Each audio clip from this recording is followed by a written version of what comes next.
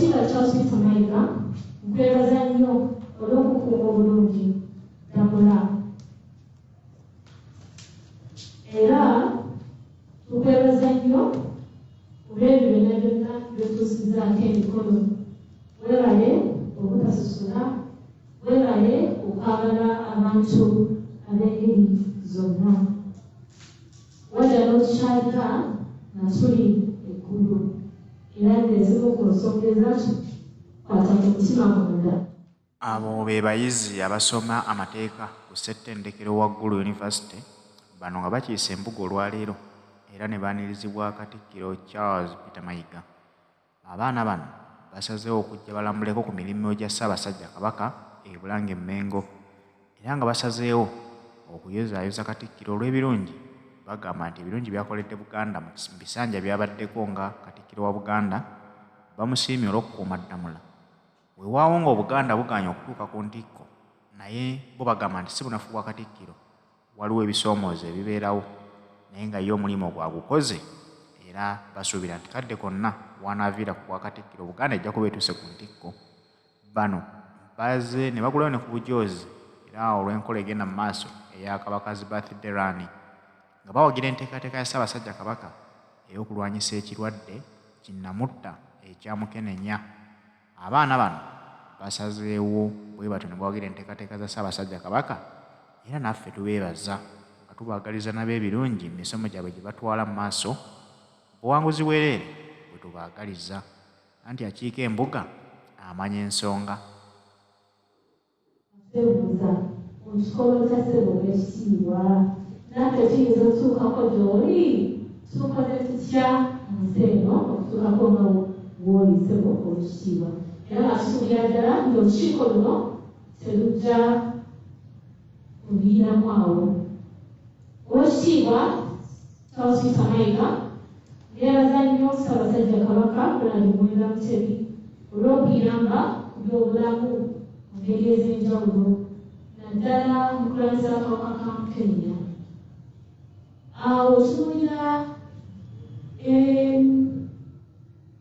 Otunuulira gy'ebuvudde ng'essaawa y'akaakati akawuka kakenderedde ddala, era twebaza nnyo olw'ensonga eyo.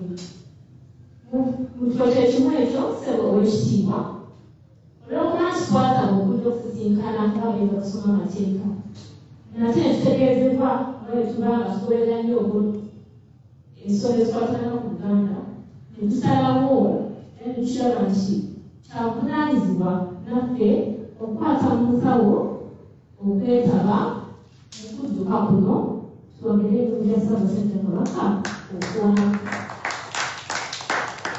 Tuguzeeyo kiiti 10 ssebo Oweekitiibwa. Era nga ssebo Oweekitiibwa nga banjiriza nsaba okutegeeza nti abantu bonna boolaba wano tubadde bangi, twandibadde abiri n'okusukkamu, naye olw'okuba nti tusoma tesisi ezijjawaawo ebigezo bitya abamu ne basobola okukola ki era nga bavuddeko, naye nga bonna bonna bano beetaddemu entambula okuba gulu nga mwoyo gwa Buganda nasalira kulaba Katikkiro. Sireete ssebo Oweekitiibwa Ssaabasajja Kabaka awangaala.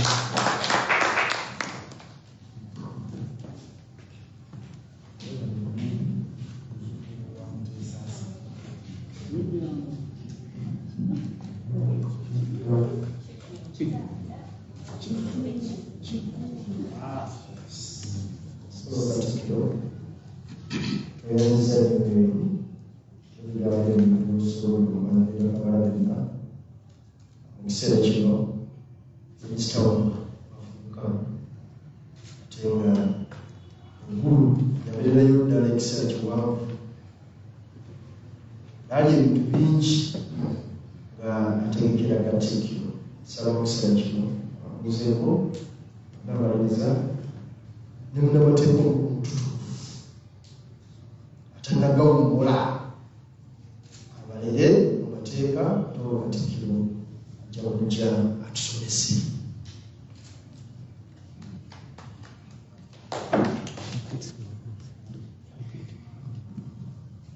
Wange Katikkiro nina essanyu okuba nti abayizi abangi abasomera ekkulu mukyalo ono Gulakalevu asobodde okukulembera bannamateeka ate bajje bakigega embuga kubanga akiga embuga amanya ensonga.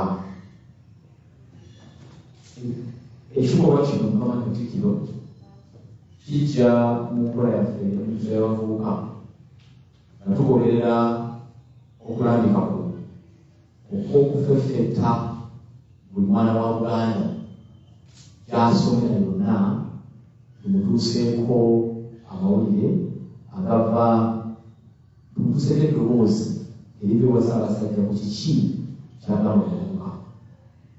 Era bayizi mutukoze bulungi okuba nti muvudde eggulu temujja wano era Bulange ezigule ne minisitule yaffe ezigule oluddayo n'abalala mu bagambe tulabafuga n'amateeka twatuuse ku Bulange nammwe abakola ebyobulimi ekibatunaba ebyobulimi gyebiri fakalite ennamba ekkulu ate katana akabonero kagenda kuyamba baganda baffe abasomera mu matendekero wano mu Uganda abalowooza nti eggulu nayo tusobola kusomerayo.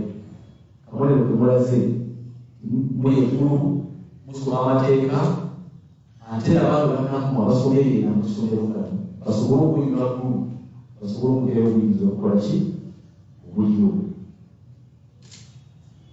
Kemuze wano ate nga muzze ekikiiko akagamba bwakawanya mwita abaland friends tetweyita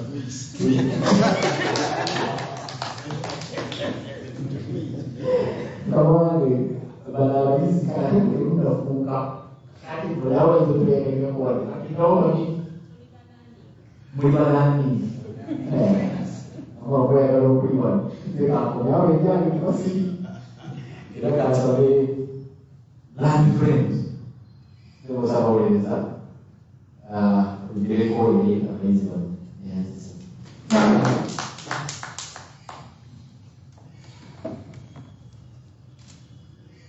Kamali Katikkiro wa Buganda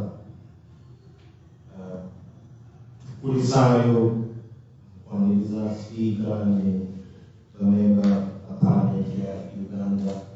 Kamali yatukwebaza obukulembeze bwo buli mutiivu okulaba ebikomo kubanga Obwakabaka bwettanirwa abantu bangi kuva mukyaleero ofuna abalimi bangi n'abalimi bakyali mu kkubo nga ne mu bo ne muli baganda baffe ne bamiirafu bato baffe bano abasoma amateeka okuva eggulu.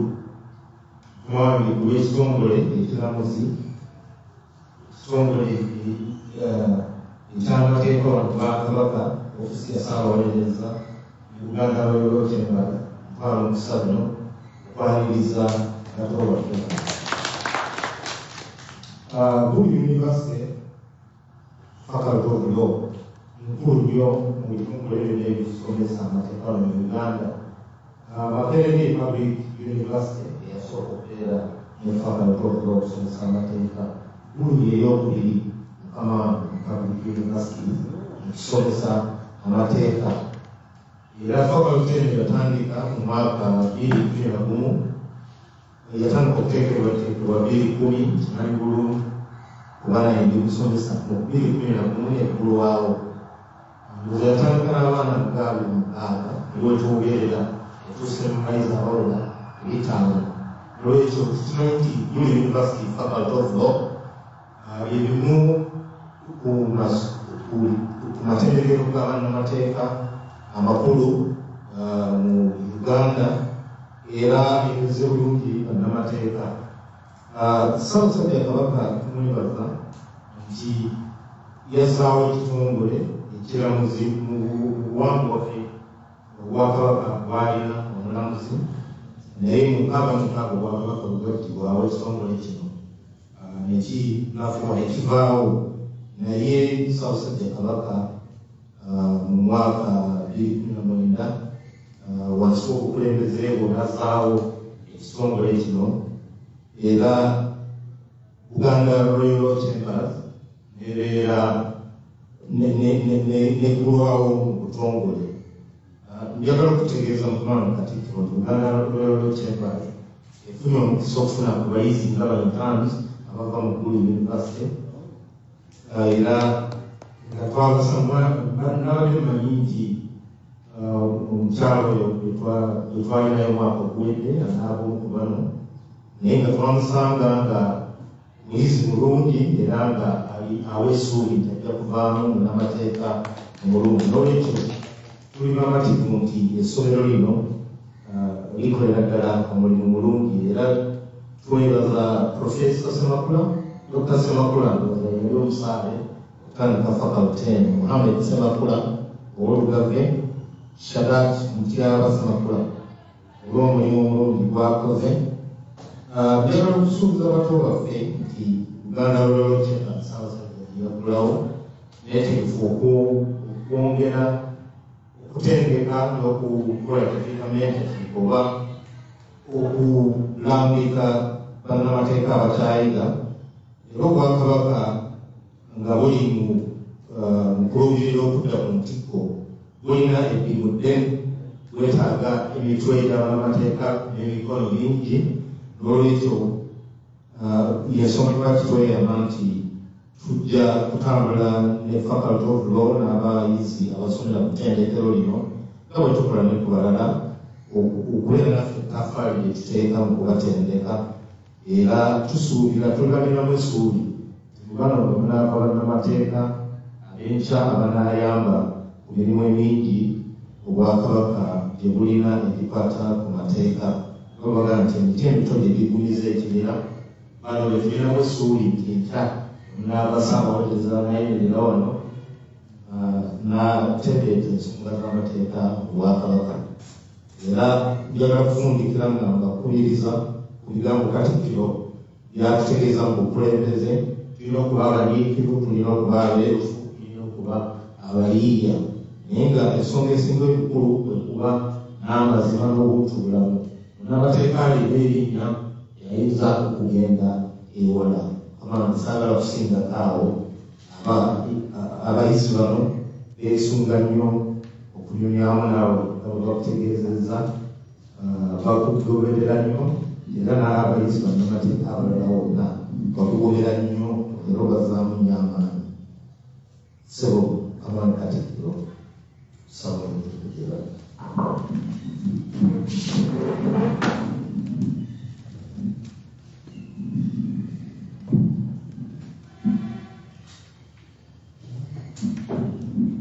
Ebazi nnyo Ssebo ekitiibwa Bwani Kasaabawoleza, ekitiibwa Sserwanga, ate n'abagenyi baffe ndowooza Miriam Nambeera bakulembedde olw'enkima azaalibwa ab'Olugave, nawulidde n'abakiibi n'entegeera nti mulimu Olugave. Saabawoleza ono y'omu ku balooya abasinga obumanyirivu mu Uganda, era bwe muba mwagala okuba kuli muyiga mubeere kumpi naye.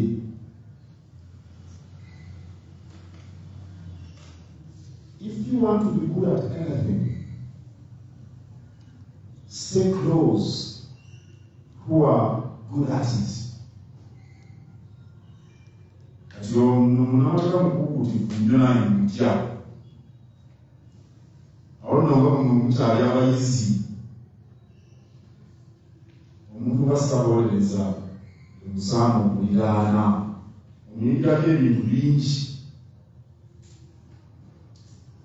Sabisa okubalaba era kansuubire nti abakusomera ekkulu bali obutuusi kubanga amaze kuligulamu. Sabisa okuddamu okubalaba, nasema kubalaba mu gwa 10 ozabali gwa 10 omwaka oguwedde twagenda eggulu, era nasanyuka nnyo okulaba ebbugumu lye nasanga mu bavubuka abali mu mambuka abayizi. Naye sirisuubira, nalirooza nja kulaba abayizi nga 8 oba 10, naye nasanyuka nnyo. Ate n'okusanga Miriam ono n'ambeera nga ye vice president wa guild ate nga munyiikivu ne mu nsonga ezaali zitutte ez'okumaakuma abavubuka abaganda abali eyo mu mambuka kirungi tulese n'abalala n'abava ekigezi nawa yonna lettolo mwebale kujja mmwe abali mu kutendekebwa muli ba mukisa kubanga abantu abali mu myaka gyammwe abatasobola kutuuka mu matendekero ag'owamu be basinga obungi mu Uganda. Oluusi bwe tuba tuli mu masomero tetugenda ne tukyerabira abantu bwe bandigambye nti abalina ebisaanyizo